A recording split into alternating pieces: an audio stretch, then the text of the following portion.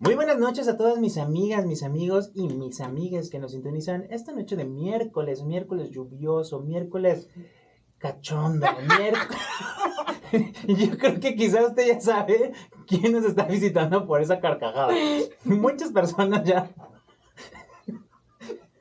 A lo mejor estaba despertando traumas otra vez. Ay, no. Oigan, a ver, voy a volver a hacer mi entrada. Perdónenme. Pues sí, este miércoles bonito, cachondón, sensualón, que digo, ahorita vamos terminando de escuchar un programa de sexualidad aquí en Jalisco Radio, la Radio Cultural del Estado de Jalisco. Yo soy Rob Hernández y esto es La Décima Radio. Y pues quizás si usted identifica esta risa y esta carcajada, podría adivinar quién es la invitada aquí que viene después de Como Pedro. Ay, Dios mío, aquí hay mucho resentimiento, pero creo que me voy a terminar presentando yo. Este hombre solo va a hablar. Tenemos a Libertad Zavala. Hola, buenas noches, ¿cómo están? Muy bien, Libertad. Oye, estoy muy contento que estés aquí en La Décima Radio, sobre todo porque vamos a platicar de un tema que para mí parece que no hay que no hay hilo. O sea, que creo, o se me hace como complicado tratar de entender un poquito cómo se vincula la creación de ciudad o cómo podemos hacer ciudades más incluyentes con perspectiva de género, para la diversidad sexual. Porque bueno, creo que es más fácil identificar cuando estamos haciendo ciudades incluyentes para personas con discapacidad, por el tema de las rampas, por el tema de la accesibilidad, etcétera. Pero cuando hablamos de género, cuando hablamos de diversidad sexual, ¿qué es lo que debemos de observar en las ciudades? Ay, me encanta eso de la observación de las ciudades porque eso es mi pasión. ¿Qué debemos de observar? Creo que primero tendríamos que cuestionarnos, como por qué es importante. Me dice que me pegue más al micrófono, yo siempre siento que grito, aparte de estas cosas, perdónenme. Yo creo que primero tendríamos que cuestionarnos por qué vivimos las ciudades diferentes y a partir de cuestionarnos eso, entender qué necesitamos para sentirnos cómodas, cómodos o cómodes. Me corriges, pues. Cómodes. Cómodes en la ciudad, y entonces a mí siempre me gusta pensar como en qué espacio me siento seguro y entonces de ahí detonar la conversación. ¿Qué necesito para sentirme segura en un espacio público, en un espacio convencional, afuera de mi casa? Y se reduce a que esté iluminado, que los árboles den sombra, pero no la suficiente como para que un espacio se oscurezca. Y entonces nos vamos a cómo vivimos la ciudad y las percepciones que tenemos de ella y sus espacios. Y es ahí donde podemos encontrar las diferencias de cómo las vivimos todas las personas, generando como todas estas interseccionalidades o haciendo el cruce de cómo las vivimos. ¿Ya que me refiero? No es lo mismo cómo lo vive una mujer blanca, cisgénero, privilegiada, con un nivel socioeconómico alto, que le permite movilizarse en vehículo todos los días, a cómo lo vive una mujer de la periferia del área metropolitana de Guadalajara, que no tiene acceso siquiera al transporte público. Es ahí donde empezamos a cuestionarnos a partir de las experiencias cómo las ciudades tendrían que responder a todas las necesidades. No solo a lo que comentabas, que asociamos la accesibilidad universal con personas con discapacidad. La realidad es que yo, siendo una mujer joven de 37 años, a veces uso las rampas también porque la rodilla pues falla, ¿no? Ay, justo donde me duele. Justo donde me duele. No, pero la realidad es esa. La ciudad tendría que ser ese espacio cómodo donde nos podamos mover sin importar quiénes seamos ni las necesidades que tengamos. Nos tendría que brindar confort, tendría que ser un espacio disfrutable. Y entonces, contestando tu pregunta, es ¿cómo lo hacemos? Primero, visibilizando las necesidades. Segundo, reconociendo que la ciudad no está hecha para todas las personas. Y tercero, impulsando distintas agendas, porque en realidad no solo es una, hacer ciudades desde las luchas sociales por los derechos hasta la organización comunitaria porque no poden un árbol.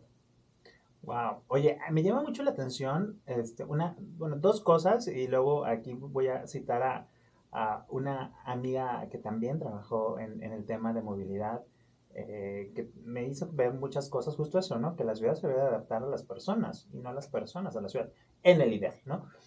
Y me llama mucho la atención este concepto que haces de que vivimos la ciudad con diferentes percepciones.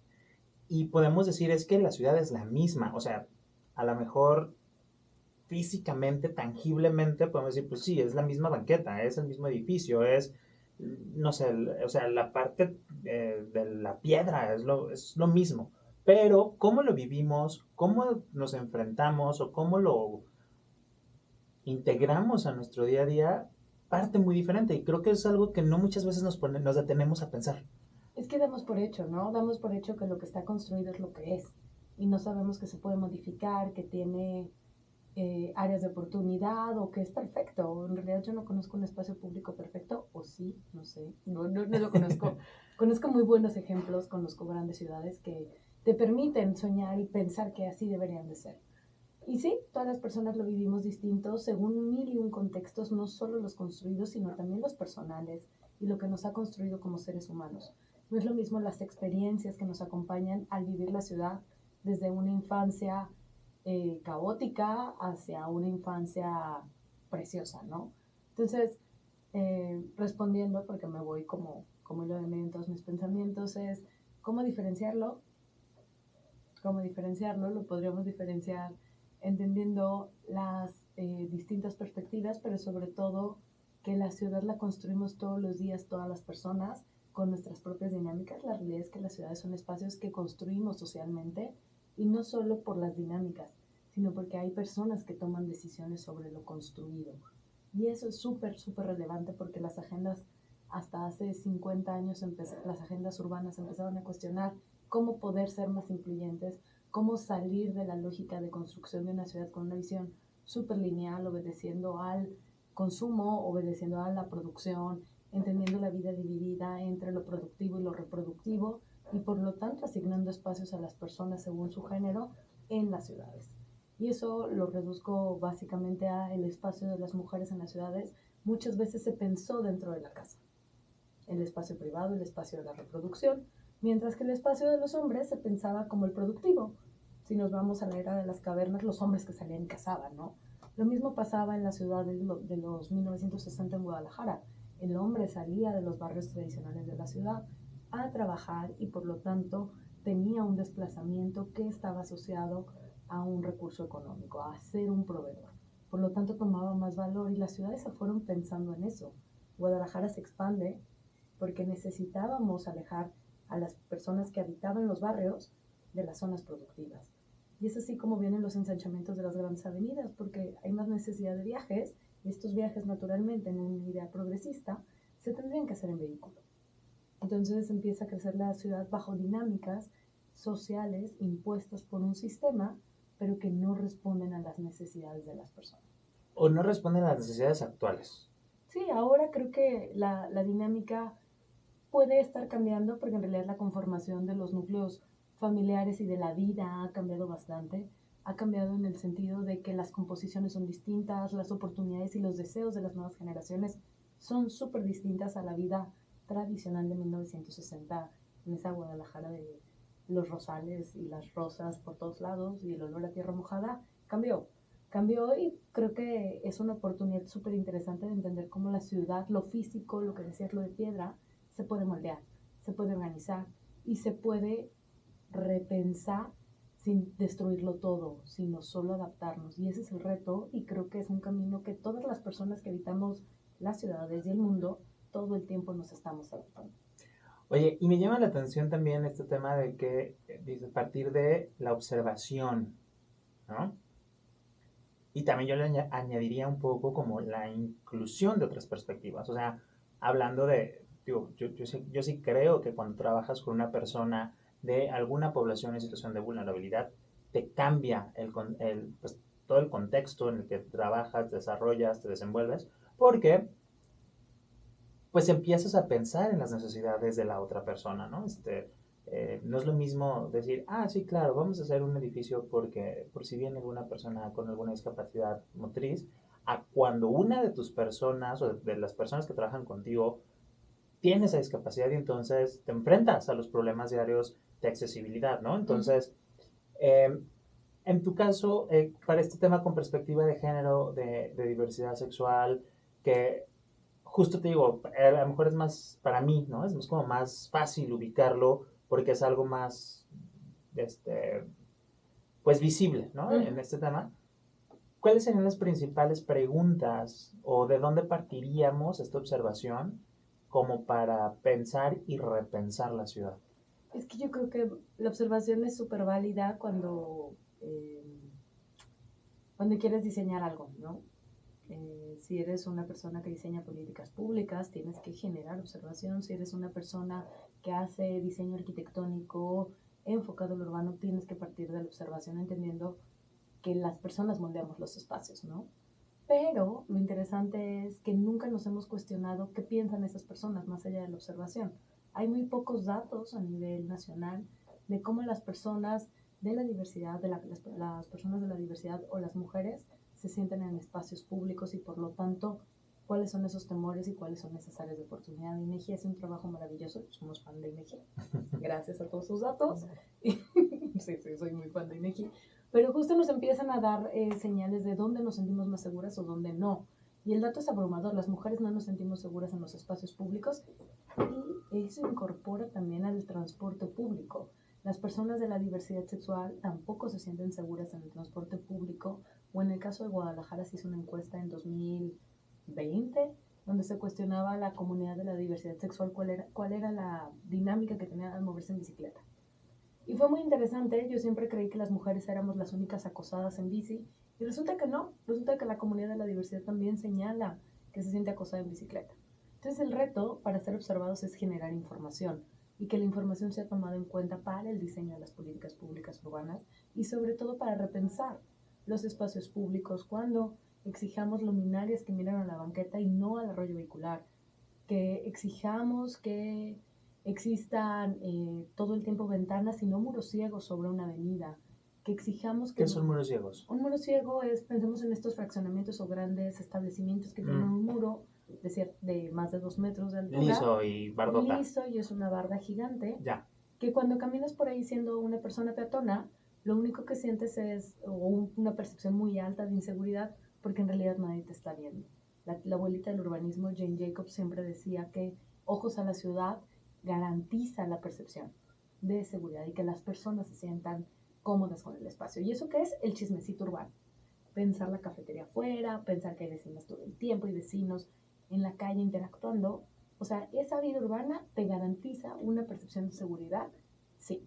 Oye, y qué, o sea, ahorita me llama la atención, nunca había caído en cuenta, digo, justo esos son esos detalles que luego dices, ay, sí es cierto, o sea, me siento muy inseguro, y es como esta diletante, ¿no? Que quieres sentirte seguro, pero en un ambiente interno, no estoy hablando de estos cotos, que es lo más viable que tienen, o más visible, pues, que tienen estas grandes bardas, o nos queremos sentir con seguridad fuera, ¿no? O sea, como... ¿Dónde está? Y ahí creo que tiene que ver con un concepto súper que nos enseñaron que eso era lo más seguro, ¿no? Nos enseñaron que encerrarnos era lo más seguro, que levantar los muros más altos era más seguro. Sin embargo, cuando vemos todas las películas, vemos todas las series, la que me digas y que se graba fuera de México, tienes estos contextos europeos o estos contextos americanos, pensando en Sex and the City, pensando en Nueva York, es la gente está en la calle, ¿no? Hace poco veía unos TikToks de unas chicas que decían, wow, son las 3 de la mañana y estoy en Madrid caminando. Y el secreto de estar en Madrid caminando a las 3 de la mañana era que había gente, había un McDonald's abierto. Y entonces dices, claro, pues que no es que necesites más policías, es que necesitas dinámicas urbanas que te permitan mantener la vida pública. Fíjate que eso que digo, justo mencionaste algo que a mí siempre me llamó la atención porque de la oportunidad que pude tener de estar en Madrid o en Barcelona, los cafés están en la calle. O sea, la vida está en la calle. Digo, tiene que ver también por un tema de que el calor, que yo creo que ya somos igual. Pero, o peor, pero es eso, o sea, las mesas de los bares están en la calle. Entonces, mucha de la vida es estar en la calle, tomando, jugando, compartiendo. Y entonces eso te da otra percepción del barrio, ¿no? De esta parte.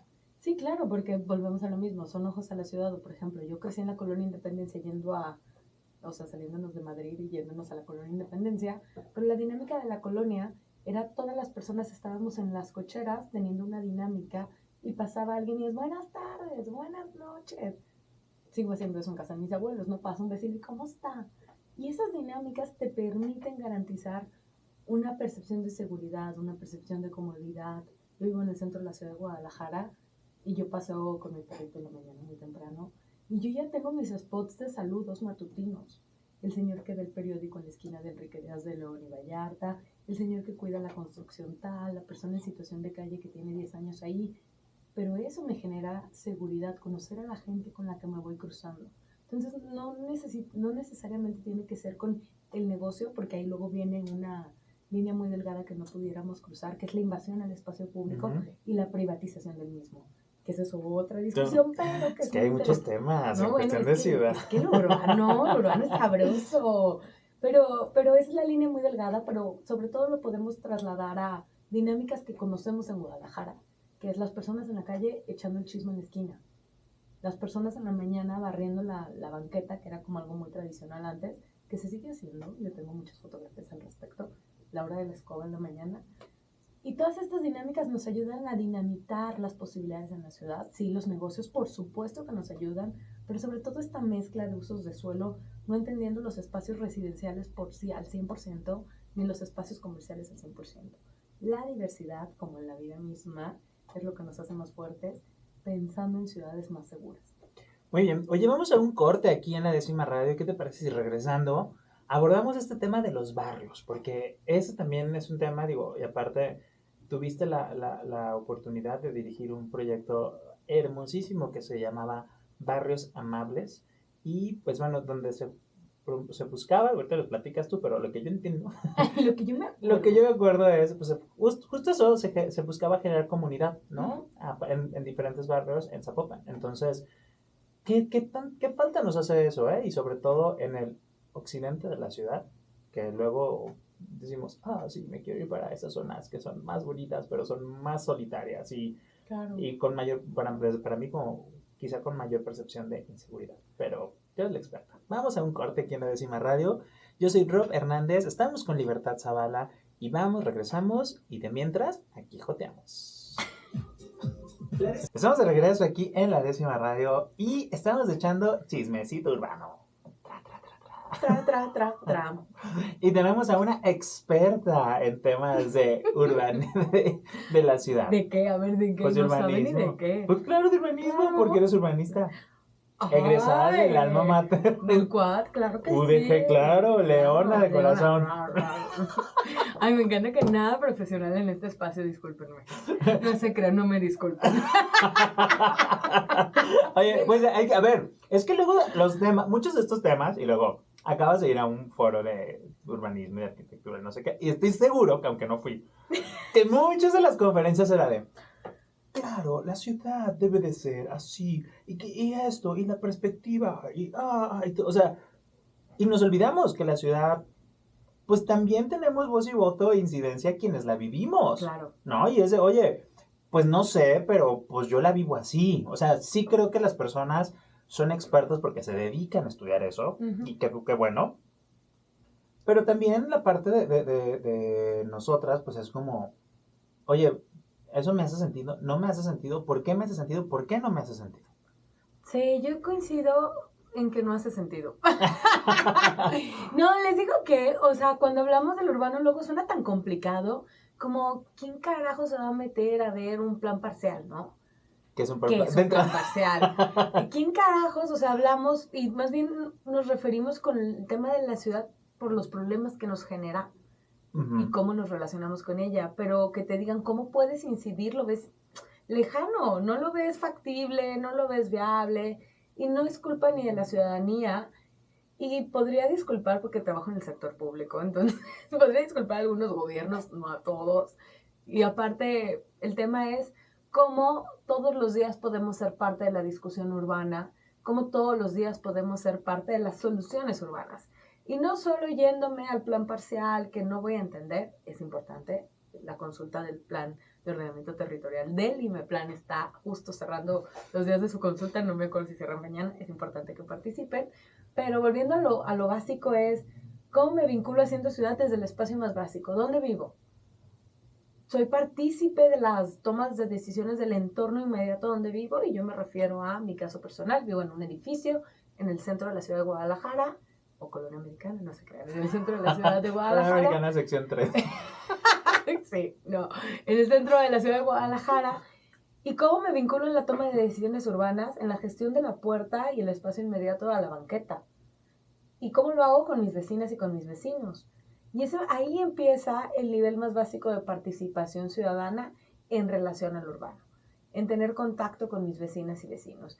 Y ahí me quedo con lo que platicábamos antes de irnos a corte sobre el programa que teníamos en Zapopan, 2012-2015, que era Barrios Amables, y lo que buscabas era, uno, identificar comunidades organizadas y después ayudarles a generar una agenda pública de actividades culturales, de actividades comunitarias, para vivir la agenda, para ser parte de las soluciones, para impulsar algo cultural en los territorios que no tenían tal vez esa posibilidad de generarlos.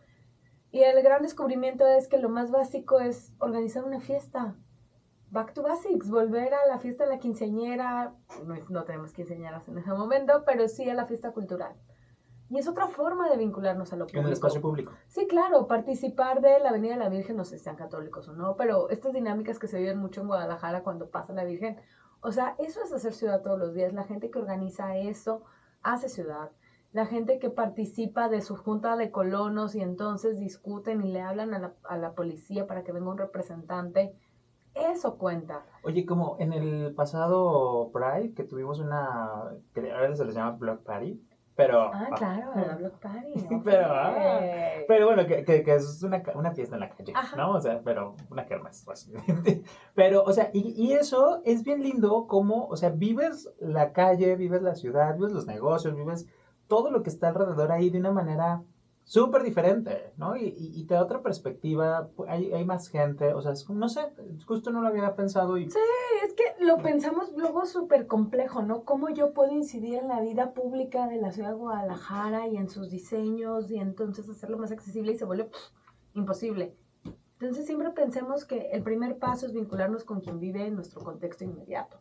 Y el segundo paso va a ser tal vez vincularte a la organización de vecinos y vecinas que seguramente hay, oficializada o no, pero que son las personas que están detrás del comandante o la comandante de la zona, pidiéndole rondines, que son esas personas que se organizan porque tal negocio quiere talar un árbol y ya lo vieron ahí como con un hombre queriéndolo mochar. O sea, esas personas son las que todos los días hacen ciudad e importantísimo. Lo dice Pablo Montaño, no lo digo yo. Si no conocen a Pablo Montaño, vayan y búsquenlo. Tiene muchísimas publicaciones muy preciosas, pero justo en una conversación que fui de él, que presentaba un libro, hablaba de cambio climático y cómo esta lucha también contra el cambio climático y la crisis climática es tan ambiciosa que nosotros no consumiendo PET y no consumiendo popotes no sabemos si la vamos a salvar. Pero lo que sí decía, sí, se los juro, o sea, luego hablamos de eso, pero lo que decía Pablo es, tiene muchísimo valor cómo las y los vecinos se pueden organizar para defender el árbol de la esquina de su casa que quieran talar. Y es ahí donde están las diferencias, y es ahí donde podemos empezar a ejercer nuestra ciudadanía en el hacer ciudad de una manera muy noble, de una manera muy práctica y sobre todo de una manera muy inmediata. Esto se vuelven luego incentivos de, paramos que no tumbaran el árbol. Bien, ¿ahora por qué voy? Pues por las iluminaciones del parque. Y eso lo hemos visto. Mis 3 años en Zapopan trabajando procesos ciudadanos, te das cuenta que la comunidad vecinal va viendo resultados de sus gestiones y se vuelven más ambiciosas y más ambiciosas y más ambiciosas y más ambiciosas. Y no está nada mal, es precioso y es precioso pensar que todo es escalable y es precioso ver que hay posibilidades y hay mecanismos en los gobiernos locales. Yo hablaré del área metropolitana de Guadalajara. Los 9 municipios del área metropolitana de Guadalajara tienen mecanismos de participación. ¿Son atractivos o no? Lo discutimos en otra sección, pero existen. Y entonces es ahí donde todas las personas de las comunidades podemos acceder a ellos porque están normados y porque tenemos el derecho a hacerlo. ¿Qué hacemos con eso? Ahí está lo importante. Oye, ahorita que estabas mencionando eso, me estaba recordando, porque acabo de leer el libro de La mala costumbre de Alana S. Portero. Es un libro bellísimo. Claro, de la portada. Ajá, es un libro bellísimo donde habla es una persona trans, que entonces habla como todo su despertar o cómo fue desde su infancia hasta que fue mayor y cómo se vinculó, lo digo por esto, porque mucho de lo que habla en el libro es cómo se vinculó con otras mujeres trans que vivían en su colonia. Y entonces ahorita que lo mencionabas dije, oye, ¿cómo eso se puede aterrizar a temas de la diversidad sexual? O sea, hay una escena donde muere la mamá de una de estas personas trans, porque aparte el libro es en la época franquista en España, entonces es una época como, pues, súper complicada, temas de derechos, violación a derechos humanos, etcétera. Pero entonces, por ejemplo, hay una escena que se me hizo bellísima porque muere la mamá de esta mujer trans y entonces cuando se van a llevar el cuerpo, ella le dice, oye, permítanme ponerle la ropa que ella quería para despedirla. Y entonces le dice, señor X, por favor, me la tengo que llevar. Y entonces el barrio, la comunidad, fue quien salió a decirle, oye, es tal mujer. Y ella se llama así. No, pero es que está aquí su nombre así. Ella es tal, ¿no? Y entonces dices, sí es cierto, como muchas veces las personas, esa de la que el que le ayuda, etcétera, pues es la que te arropa. Te arropa. Te arropa y hace contigo vecindad. Y no es casualidad que el libro nos relate estas escenas. Y yo lo cuento como mujer cuando yo me salí de casa de mis padres a los 27 años, ya grandecita. A los 27 años busqué un espacio donde la gente me resonara, donde la gente con la que podía vivir, en ese momento compartir con un amigo, me resonara. Y entonces cuando menos piensas te encuentras viviendo en espacios que te resuenan. No te rías de nuestro amigo, se está riendo de nuestro amigo. Pero te vas a vivir y eso pasa, o sea, ¿y por qué luego existen comunidades, no solo en edificios, sino en colonias o en barrios? Pues porque encuentras los mecanismos para sobrevivir y para sobrevivir en colectivo. Y eso no te lo da la planificación, sino te lo da la gestión de la vida propia todos los días. Oye, eso qué importante. Y por ejemplo, hay algunas, o sea, ¿cómo decirlo? O sea, no mecanismos, pero hay como los diseñadores o tomadores de decisiones de las ciudades pueden incentivar esto de alguna manera.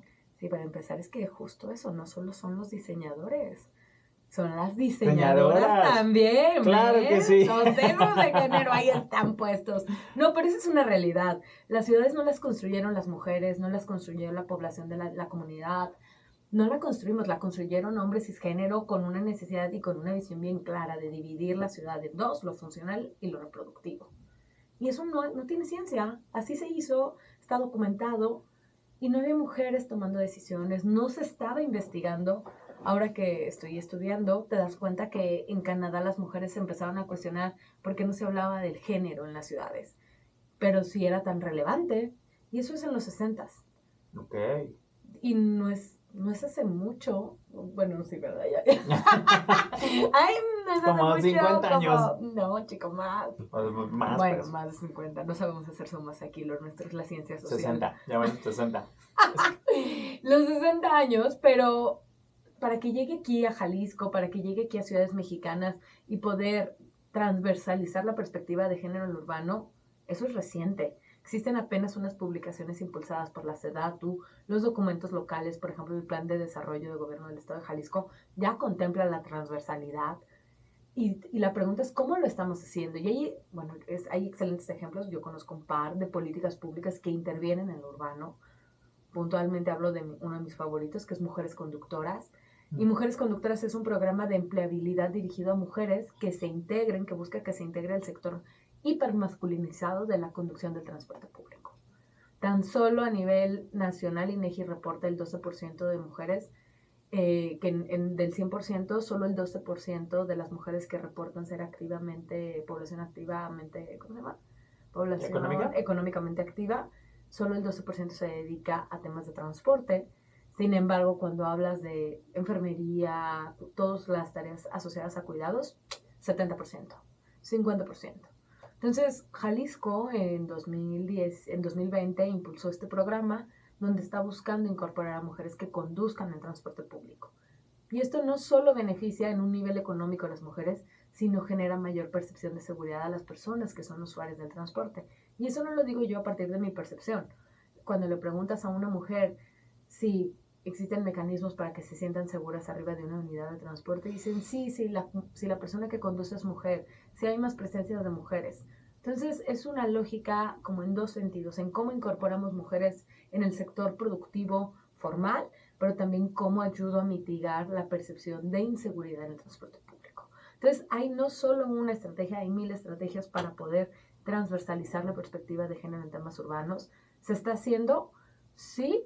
¿Necesitamos más avance? También, pero sobre todo necesitamos posicionarlo en las agendas públicas, porque creo que, y es entendible, pues, la demanda de tema de agenda pública sobre población, de la diversidad, mujeres y todas estas interseccionalidades, luego en lo urbano quedan desdibujadas, ¿no? Es como muy de nicho poder señalar estos temas porque se vuelve complejo, porque se vuelve inaccesible o porque se vuelve muy elevado. Y es bien sencillo, es cómo nos organizamos para vivir mejor y encontrar cuál es lo que nos mueve. No sé si a ti te mueve a moverte en bicicleta por la ciudad. Podríamos explorar por ahí cómo nos movemos más seguras en bicicleta.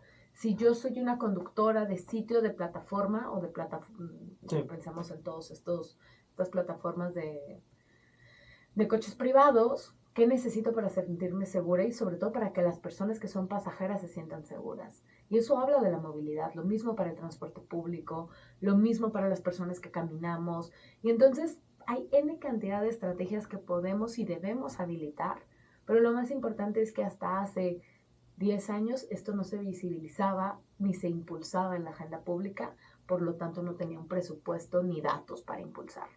Y creo que estamos ahí, donde ya existen datos, donde el tema está en la agenda pública. Principalmente resaltaría el tema de los sistemas de cuidados, cómo el gobierno tendría que hacer esta parte de ofrecer todo un sistema de cuidados. Ejemplos hay muchos. Está en Bogotá las manzanas del cuidado, en Iztapalapa las utopías. ¿Cómo funcionan? Son espacios que oferta el gobierno para que las cargas de los cuidados recaigan en el Estado. ¿Qué son las tareas del cuidado? Yo le dije cargas, perdón. Las tareas del cuidado principalmente están asociadas a que las mujeres las tienen que absorber, porque les toca cuidar la reproducción, ¿no? Que son los cuidados a un hijo o a una hija, los cuidados a una persona de la tercera edad, a una persona con discapacidad, o hasta el mantenimiento de la casa, ¿no? La comida, la limpieza, todas esas cosas que se asumen que las mujeres tienen Pero ¿cómo, que hacer. pero ¿cómo funcionan esas cuadras? Manzanas de cuidado. Y entonces lo que hicieron Claudia López en Bogotá, que somos fan de Claudia López y aparte es una digna representante de la diversidad, abiertamente lesbiana. Claudia López cuando llega a Bogotá le queda el gran problema de la pandemia y se da cuenta que toda la sociedad se ve abrumada porque nos tuvimos que encerrar. Pero este problema se vio muchísimo más dramático en las mujeres porque tenían no dobles, triples jornadas. Y entonces lo que hacen es descentralizar servicios en barrios donde tenían un porcentaje mayor de jefaturas femeninas. Y entonces, ¿qué es descentralizar los servicios? Ofrecieron, las mujeres gastaban 24 horas, 48 horas de un fin de semana lavando y entonces ofrecieron lavadoras públicas. Tú ibas a un salón donde estaba la lavadora, dejabas tu ropa y cambiabas 1 hora de lavado a mano o 2 horas de lavado a mano o 24 horas, pensando en 12 y 12 horas, por 2 lavadoras de 2 horas, optimizando tiempos, bajando cargas de trabajo. Necesitabas asesoría jurídica, legal, psicológica, lo que sea, te lo ofrecían en los módulos barriales, pero lo más interesante, como seguramente tendrías que ir acompañada, ya sea de tus hijos o de las personas que cuidas, te ofrecían espacios para ellos, para que tú sintieras la libertad de poder hacer tus gestiones, ya sea por ocio, por temas legales administrativos o por capacitarte. Entonces, al final, el Estado tiene que sostener esas tareas que ya hacen las mujeres, que son de cuidados, de abasto, de trabajos domésticos, de cuidados hacia personas de la tercera edad, personas con alguna discapacidad o infancias, y es ahí donde el Estado tendría que hacer fuerte. Jalisco es el primer estado a nivel nacional que ha publicado su sistema estatal de cuidados y lo están conformando. ¿Y eso qué tiene que ver? Descentralizar servicios que soporten los cuidados para la población en Jalisco.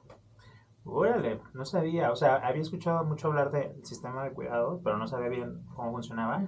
Y eso, ¿no? Porque creo que, digo, sobre todo me tocó vivir, bueno, creo que a todo el mundo nos tocó vivir mucho como la confrontación o como estar reacios a los cambios cuando fue la infraestructura ciclista, porque pues le quitábamos, hablemos de eso, porque le quitábamos espacio a los coches, ¿no? Porque justo eso fue como en todas las ciudades, yo creo. pues Guadalajara fue pensada una ciudad para el coche. No tanto como Monterrey, pero... Bueno, hay casos. Pero bueno, pensaba para la movilidad en coche. Y entonces viene como toda esta ola de incluir infraestructura ciclista, es quitarle espacios al coche, quitar espacios para estacionarse en calles, mil cosas, y entonces la gente empieza a decir, no, pero es que así no era, y es como, pues precisamente. Fíjate qué gran punto tiene. ¿No? No, pero se vuelve una gran discusión general estos cambios, son culturales, son de años. O sea, lo de la movilidad ciclista a mí me llama mucho la atención porque yo podría tener otro discurso, es ganar espacios, no quitarle espacios, ¿no? Aparte, si lo vemos en cantidad de, si lo vemos en población, o sea, ¿qué porcentaje se mueve en vehículo privado? Bueno, no tan pequeño, cada día se incrementa, pero el 40% de la población se mueve en vehículo privado. El otro 60% nos movemos en otros medios, principalmente en transporte público. Y las personas que van en bicicleta no tienen derecho a llegar vivos a su casa, no tienen derechos a circular de manera digna por un espacio sin que sientas la presión del vehículo encima de ti. O sea, hay tantas condicionantes que tendríamos que cuestionarnos cuando hablamos mal de la infraestructura ciclista, pero como no vamos a hablar solo de infraestructura ciclista, el tema es cómo si la vida nos ha venido cambiando tanto pensando en boberías como el ChatGPT, cómo se ha incorporado en nuestra vida cotidiana, ¿por qué no permitir que haya cambios en la ciudad como incorporar la infraestructura ciclista? O sea, eso es parte de la evolución, eso es parte de lo que nos toca vivir como sociedad. No todas las personas tenemos la posibilidad de movernos en un vehículo privado. No todas las personas tenemos la posibilidad de caminar al transporte público. ¿No será por la materialidad? O sea, que acá estás afectando, digo, haciendo me interesa esta analogía porque tienes razón. Y entonces, porque en alguno tengo la oportunidad de, ni siquiera me doy cuenta. De usar ChatGPT. Ajá, ¿no? Pero a lo mejor el otro sí me afecta en mi espacio físico. Claro, ¿no? Es una renuncia. Exacto, y entonces es como de, ¿cómo voy a renunciar yo para que otras personas puedan disfrutar algo más? No digo, no es diciendo que sea yo, o sea, al rato fue una... Pero no, o sea, pero es eso, ¿no? También, como también muchas veces me ha tocado ceder cosas a mí. Ay, mira, hasta ceder el uno y uno en una intersección, mira, que nos cuesta. Sí. Ceder en lo privado, en la ciudad es dificilísimo. O sea, yo empecé a manejar hace un par de años. Sí, empecé a manejar a los 36 años. Sí, fui esa persona. Pero a mí me parecía como una locura que alguien le pite al transporte público, ¿sabes? Es como, ¿por qué le pitarías al transporte público? O sea, su chamba es pararse. Como, ¿por qué le pitas? Y a rato libertad.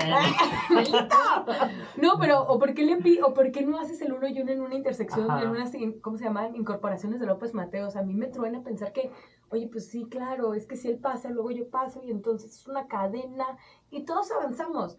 Pero no existe la empatía. La empatía se perdió cuando la empatía se nos pierde en lo urbano, porque el urbano pareciera como una lucha constante en la selva de concreto y todas esas canciones o todas esas historias, pero no lo es. En realidad, vivir lo cotidiano, vivir en una urbe tendría que ser eso, tener empatía por quién se mueve en transporte público, tener empatía por quién va en la bicicleta, tener empatía ahorita que llovió, que todas las personas que deciden pasar a un lado de una parada de camión no le aceleren al charco. O sea, a mí me han bañado más de una vez. Y también he bañado gente, mil disculpas si lo he hecho y les ha pasado, justo porque no tenía habilidades para conducir, ya las tengo. Memísimo, no, ya las tengo. Pero es eso, tener poquita empatía y entender que no solo mi ritmo, no solo mi velocidad, no solo la necesidad de yo llegar a otro lugar es lo que importa. Pero eso no solo se ve reflejado en la ciudad, sino en la vida como sociedad. Pero lo ideal es, claro, tendríamos que ser más empáticos. Qué complicado. Qué complicado. No, es que si hay algo que yo no entiendo es cuando te vas parando y se va haciendo la cola de coches y que luego está la boca calle. Y entonces la gente en vez, bueno, el cruce de las calles. La intersección. La intersección. Y entonces la gente, en vez de esperarse atrás para que pueda pasar claro, sacan la trompita. No, se quedan a medias. Sí. Y entonces es como de... Ahí sí le pito y es de, hey, ¿te puedes mover? Voy a pasar y tú estás en alto, así de, eso me estresa mucho. Entonces cuando tengo la posibilidad yo me vale y me quedo parado. Y me están pitando y yo no estoy avanzando Ay, porque yo pensé que pararme en la intersección. no, al contrario, me paro antes para justo dejar que pase la intersección, aunque me estén pitando. Pero bueno, aquí también me están pitando Fabián Pelayo en los controles, que el día de hoy está haciendo posible que estas melodiosas carcajadas lleguen hasta sus oídos a través del 96.3 FM de Guadalajara. Yo soy Rob Hernández, el día de hoy aquí nos acompaña Libertad Zavala y esto es La Décima Radio. Vamos, regresamos y de mientras, aquí joteamos. No puedo, pero la quijoteamos. No puedo. No puedo, pero la quijoteamos. Estamos de regreso aquí en La Décima Radio y bueno, estuvimos hablando sobre diferentes temas de cómo podemos incentivar o generar dinámicas para que las ciudades puedan ser pues más incluyentes con todas las personas, hablando de una inclusión de manera general. Nos estuvimos enfocando con algunos ejemplos para mujeres, para personas LGBTIQ+, etcétera. Y bueno, ahora nuestra invitada estrella, Libertad Zavala, pues nos va a contar chistes de ciudad. ¡Adelante, Libertad! Claro que sí, es mi momento. No, creo que no vamos a contar chistes. Yo solo soy graciosa natural, no tengo que forzarlo al chiste. No es cierto. Bueno, un chiste. Oye, no, ya, hablando en serio, estábamos platicando también cómo las personas LGBTIQ+, podemos generar dinámicas para justo eso, ¿no? Apropiarnos la ciudad, vivir la ciudad, hacerla más incluyente y que también esto incluye el tema de la visibilización. 100%. Yo, en otro y último comercial gubernamental que voy a aventar el día de hoy, tiene que ver con... Yo trabajo en el IMEPLAN, que es el Instituto de Planeación y Gestión del Área Metropolitana de Guadalajara, y entre las cosas que hacemos ahí, tenemos un grupo de trabajo dentro de nuestro Sistema Integral de Desarrollo Metropolitano. Todo esto suena muy complejo, pero es muy sencillo. Y es, los 9 municipios del área metropolitana nos juntamos, todas las áreas encargadas de la agenda de diversidad de cada uno de los 9 municipios, que sorprenderán, pero todos los 9 municipios tienen a alguien encargado de la agenda. Hicimos un cuestionario, tenemos un levantamiento 2021 y un levantamiento 2024 que esperamos publicitar, presentar públicamente la primera o segunda semana de septiembre, donde podemos ver el avance de la agenda en distintos temas. Son 13 reactivos, entre esos tiene que ver la visibilidad, la representación de personas de la diversidad dentro de puestos del municipio, etcétera. Pero a mí me parece un ejercicio muy significativo porque no solo va a ser un mapa, no solo va a ser visibilizar los resultados de una encuesta año 1 y año 2, que los años de levantamiento de esta información es año 2021 y año 2024, donde ya estamos comparando 2 administraciones locales. Lo interesante es entender cómo en todos los municipios se está tratando de visibilizar la agenda LGBT y con más. Y me encanta poner el ejemplo, tenemos Zapopan, Guadalajara con eventos grandes, no sé, el Pride por sí solo en Guadalajara es una fiesta 2 fines de semana donde puedes hacer una block party, como dice Robs, o puedes hacer mil y un cosas, ¿no? Es una fiesta, es una representación física de aquí estamos y la ciudad es nuestra, o un 8M en Guadalajara con todas las mujeres demandando el espacio público. Es precioso, pero también tenemos luego esas representaciones en municipios o en delegaciones como Atequiza allá por Chapala, que alcanza a ser una delegación del área metropolitana de Guadalajara, donde hay alguien encargado de la agenda que decide generar actividades de encuentro sobre la diversidad sexual en el mes del Pride. Y esto es tomando espacios administrativos como el Teatro de Atequiza, que es precioso y si no lo conocen, vamos a visitarlo, pero lo interesante es que es un espacio tradicional donde, no sé, estuvo Porfirio Díaz ahí dictando una conferencia, no dictaba conferencias Porfirio Díaz. Como ven, lo sigue el urbanismo, no la historia. No, la historia no lo veo, pero bueno, muy tradicional. Y entonces este chico que lleva la agenda en Atequiza decidió abrirlo para tener un diálogo con distintas personas sobre diversidad sexual.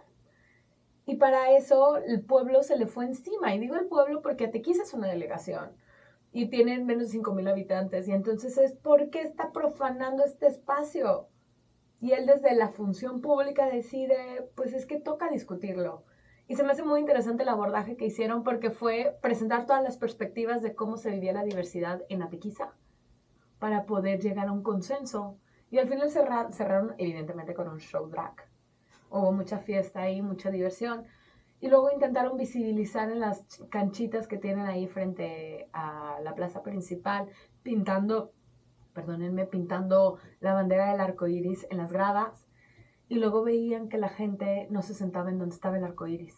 ¿En serio? ¿En serio? Como aquí en la Minerva que no pasaba. Ajá, la gente no pasa por la Minerva, por los arcos iris. ¡Ay, va a ser gay! No me vayan a funar, esto es una broma que lindo hacemos. Oye, pero ese es otro ejemplo, ahorita que hablabas de la pinta de pasos peatonales, ¿no? Sí, claro. Por ejemplo, Guadalajara lo tiene haciendo, ¿qué será? ¿5 años? 7. 7 años. Ay, miren, ya estamos viejos. 7 años haciendo esta pinta que empezó siendo un cruce peatonal. No sé si identifiquen, pero cada junio, bueno, en realidad como cada mayo, porque luego nos caen las lluvias, entonces a finales de mayo. A finales de mayo, la ciudad de Guadalajara, junto con organizaciones de sociedad civil, se organizan para poder cerrar los arcos de la Minerva y hacer un acto de visibilización del orgullo, un acto de visibilización de todas las luchas, tan sencillo como pintar un paso peatonal con la bandera de la diversidad. Y esto pareciera muy simple, pareciera un juego de niños y niñas donde, ay, vamos a pintar aquí. No, es súper representativo y sobre todo porque deja la ciudad marcada con una lucha, deja marcada la ciudad con una posibilidad de vernos como iguales y sobre todo de estar presente no solo un día, no solo un mes, sino todo el año, porque la pintura pues tarda en quitarse y lo que se busca es que todo el tiempo se esté reforzando estos trabajos de mantenimiento sobre el paso.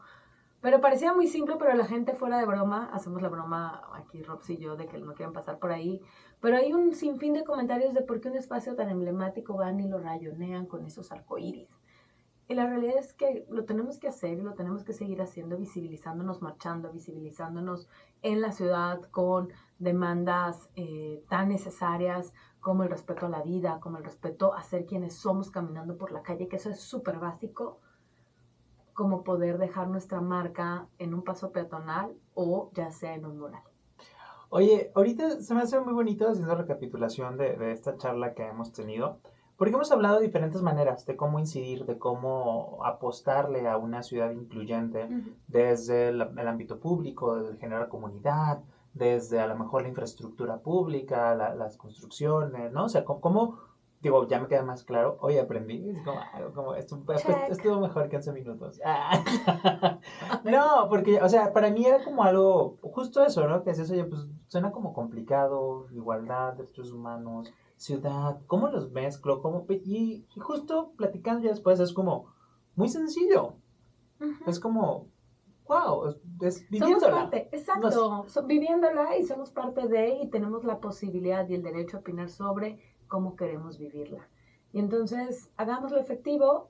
Y ese es el reto que tienen los gobiernos locales, que tienen los gobiernos del estado, que tiene el gobierno federal, de cómo incluimos todas las perspectivas cuando tengamos la posibilidad de rediseñar los espacios.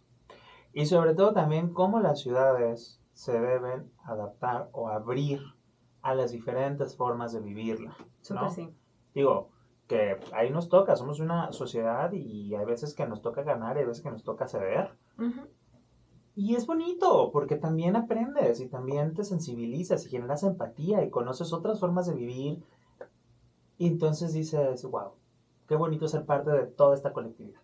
Sí, y Guadalajara es una colectividad preciosa, el área metropolitana de Guadalajara con sus 9 municipios metropolitanos y sus más de 5 millones de habitantes, es una colectividad preciosa.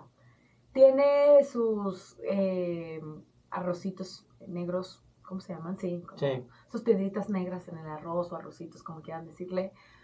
Pero creo que a diferencia de muchos estados o de muchas ciudades en el país, tenemos unas oportunidades bárbaras porque hemos repensado hace más de 10 años que podemos y tenemos las posibilidades de hacer las cosas distintas. Y es así que tenemos infraestructura ciclista, que hemos tenido luchas ciudadanas por transporte público digno, que hemos tenido inversiones importantes en transporte, que se sigue abonando sobre el tema de la planificación territorial. Las ciudades todos los días crecen, las dinámicas sociales todos los días se ajustan y se modifican y el reto siempre es cómo somos parte de eso, viviéndola, pero también participando de ella. eso es muy importante, participando. Hay diferentes maneras, hay diferentes niveles, pero eso, involucrarnos, eso es fundamental. Yo creo que eso va a ser o va a marcar mucho la diferencia en la manera en la cual nos cuidamos entre nosotras mismas, cómo generamos estas, pues barrios, estas zonas, cómo vamos modificándolas, cómo vamos incidiendo, cómo vamos decidiendo entre todas cómo queremos que sea la ciudad. Ahorita me gustó mucho y va a ser tu eslogan de campaña para, no sé, pero es...